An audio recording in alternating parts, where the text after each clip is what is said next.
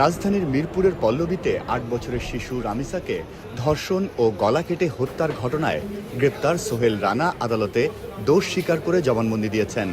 এছাড়া ঘটনায় জড়িত থাকার অভিযোগে সোহেলের স্ত্রী স্বপ্না আক্তারকে কারাগারে পাঠানো হয়েছে।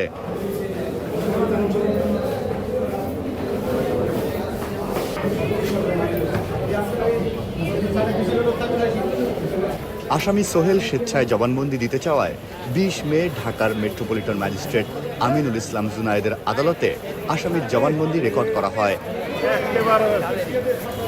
সোহেল তার যে রামিসা আক্তারের পিতামাতার অনুপস্থিতিতে তাকে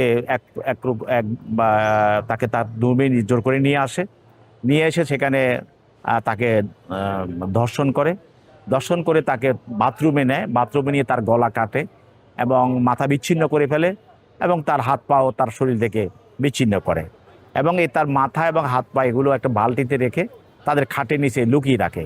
আর মৃতদেহ যেটা সেটাকে তারা শরীরের অন্যান্য অংশ বা অবশিষ্ট অংশ তারা বাথরুমে রেখে দেয়। এই কাজে তাকে তার স্ত্রী স্বপ্না আক্তার সহযোগিতা করে।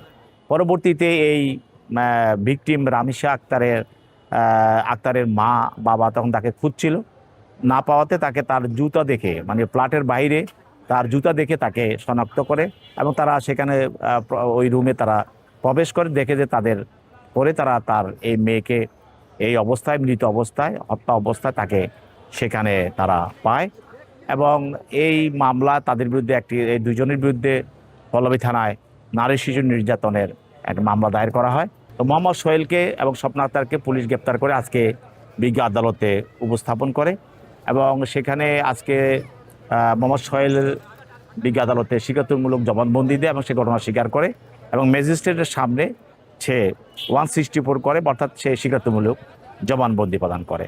আর স্বপ্না আক্তার তাকেও আদালতের সামনে উপস্থাপন করা হয়, সে কোনো 164 বা স্বীকারোক্তিমূলক জবানবন্দি প্রদান করে নাই। তো যেহেতু মূল আসামি অভিযুক্ত মোহাম্মদ সোহেল সে 164 স্বীকারোক্তিমূলক জবানবন্দি প্রদান করেছে এবং করার পরেই দুজনকে বিজ্ঞ আদালত আদেশ বলে তাদেরকে জেল হাজতে আটক রাখার জন্য নির্দেশ দেয় এবং তাদেরকে জেল হাজতে প্রেরণ করা হয়।